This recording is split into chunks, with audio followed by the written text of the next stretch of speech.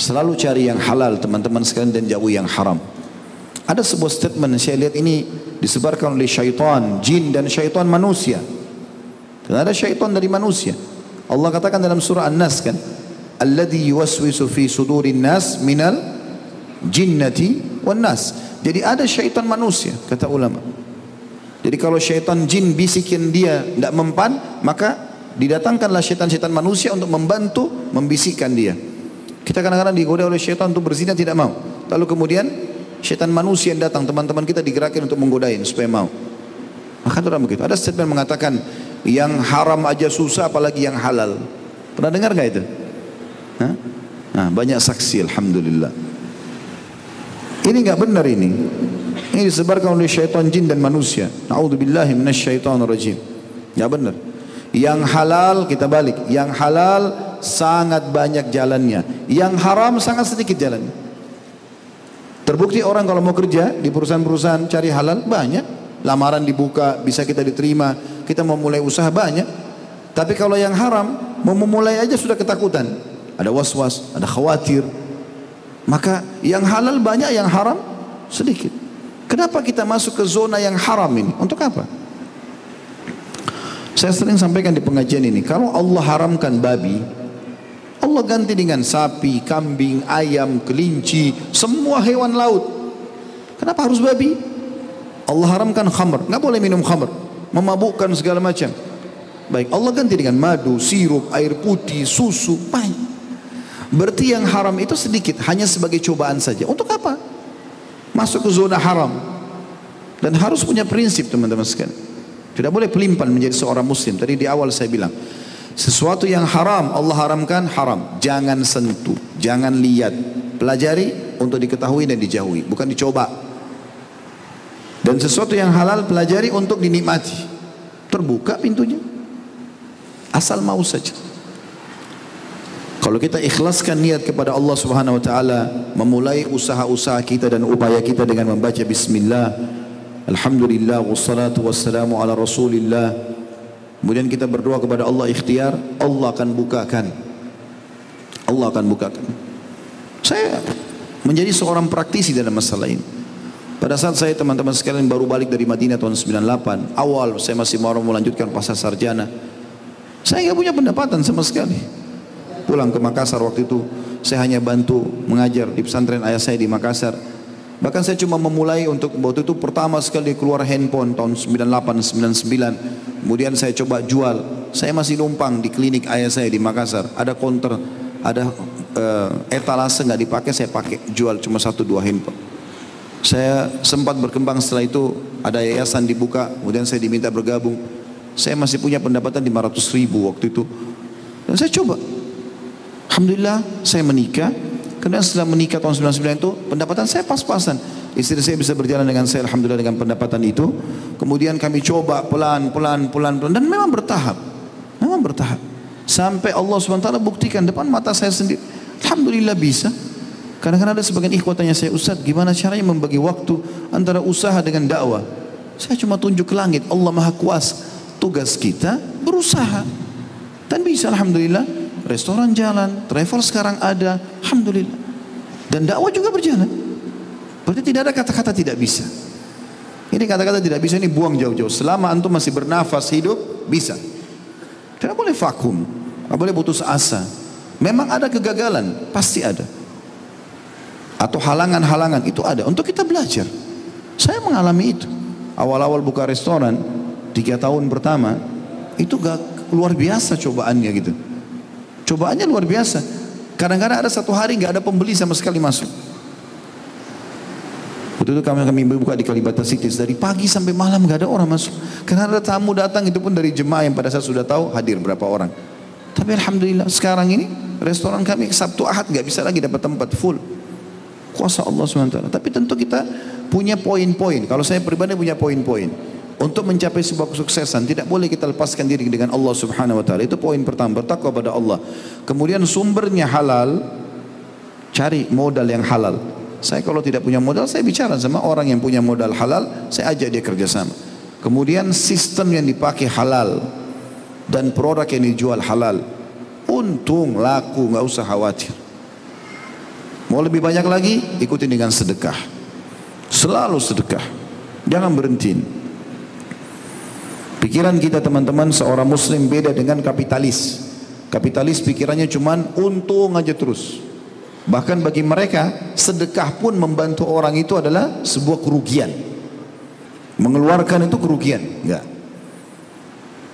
Buka restoran, buka butik, buka apa saja, gratisin kepada orang sebagian, sedekahkan. Apalagi kalau orang-orang tidak mampu, berikan kepada orang, biasakan itu. Bahkan Abdullah bin Umar radhiyallahu anhu tidak pernah melewatkan satu hari kecuali bersedekah walaupun hanya dengan sebutir bawang. Karena itu pintu rezeki. Sebagaimana dikatakan dalam hadits Bukhari, setiap hari kalau pagi hari Allah menurunkan dua malaikat. Yang satu mengatakan, ya Allah lapangkan rezeki orang yang bersedekah. Yang satu mengatakan, binasakan orang yang bakhil. Maka mulai dulu, gitu kan. Hanya saja teman-teman sekalian, pendapatan-pendapatan ini harus kita perhatikan, tidak boleh ada haram. Jangan ada haram. Syubhat saja tinggalkan. Saya kemarin subhanallah ketemu dengan satu jamaah, saya tidak usah sebutkan namanya. Dia praktekin, teman-teman sekalian, dalam hidupnya, dia harus membeli produk tapi tidak mau melalui riba. Allah kasih, sampai dia bilang, Ustaz saya baru beli mobil Alphard itu tanpa riba. Masya Allah, tabarakallah.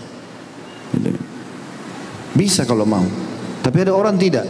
Saya kalau tidak utang riba, tidak bisa punya rumah, tidak bisa punya mobil, maka terpaksa. Nggak ada kata terpaksa di sini. Ya. Sampai pada satu jemaah bertanya begitu, Ustaz saya kalau tidak riba sekarang saya tidak akan punya rumah. Saya balik tanya, kalau anda tidak punya rumah di dunia kenapa? Karena bukan aib. Saya sampai hari ini masih ada kontrak-kontrak. Walaupun ada juga alhamdulillah sudah rumah, ada juga yang saya kontrak gitu kan. Maka tidak ada masalah, bukan aib. Yang penting kita tidak terlibat dalam sesuatu yang haram.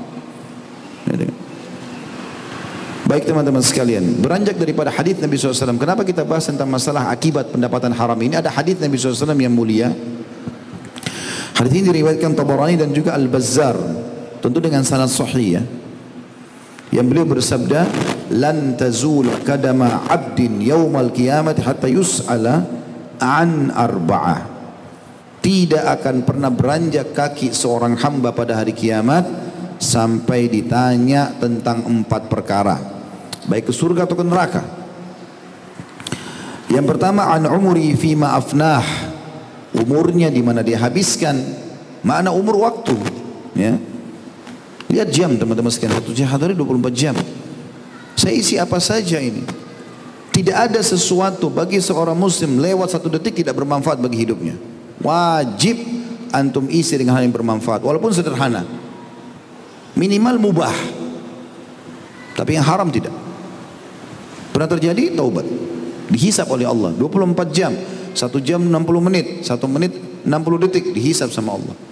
Allah mudahkan di tangan kita, bisa kita hiasi dengan jam. Di dinding rumah kita, di mobil kita semua ada jam, agar sadar tentang masalah umur. Berlalulah umurmu ini, hati-hati. Selalu teman-teman sekalian, dari kebaikan apa? Kebaikan apa lagi? Kebaikan apa? Kebaikan apa lagi? Saya selalu buat jadwal dari ta'lim ke ta'lim. Kadang-kadang saya harus lari-larian pakai motor, karena saya pikir kalau saya tidak luangkan waktu begitu, saya juga manusia akan lemah, terisilah pada hal yang tidak ada manfaat. Tiba di rumah saya bicara sama keluarga saya, apa yang mereka butuhkan, apa yang mereka, saya isi dengan hal yang bermanfaat. Kalau tidur ya sudah tidur untuk niatkan juga untuk ibadah kepada Allah. Jadi semuanya berisi hal yang bermanfaat. Tapi kalau kosong, duduk, nongkrong, kadang-kadang orang begitu ngobrol sama temannya, sudah 20 tahun ceritanya sama. Temannya sudah bosan dengar. Ingat gak dulu begini? Iya, gue udah tahu kok. Udah capek cerita itu terus. Gak ada guna. Apa? Sesuatu yang baru apa sih? Banyak sesuatu yang baru, gitu kan? Lalu yang kedua kata Nabi SAW, wa an syababihi fima ablah. Masa mudanya dia pakai untuk apa? Ya, sebagian ulama merincikan masa muda adalah dari mulai balik sampai 40 tahun. Disilakan dengan syabab, ya.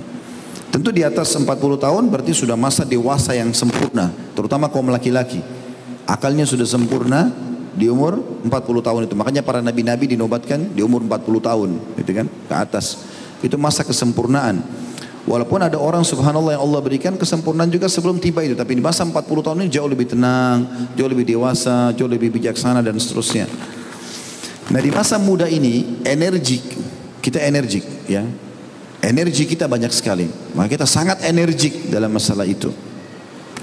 Banyak ide-ide brilian, banyak sekali apalah kekuatan fisik, segala macam, penyakit juga masih jauh ya. Insya Allah masih aman ya. Maka ini akan ditanya oleh Allah SWT, kau pakai di mana? Sayang sekali kadang-kadang subhanallah mau masuk masjid kalau sudah bongkok, sudah tua baru masuk masjid. Orang biasa bilang sudah bau tanah baru masuk masjid. Tapi alhamdulillah masih lebih baik daripada tidak ada.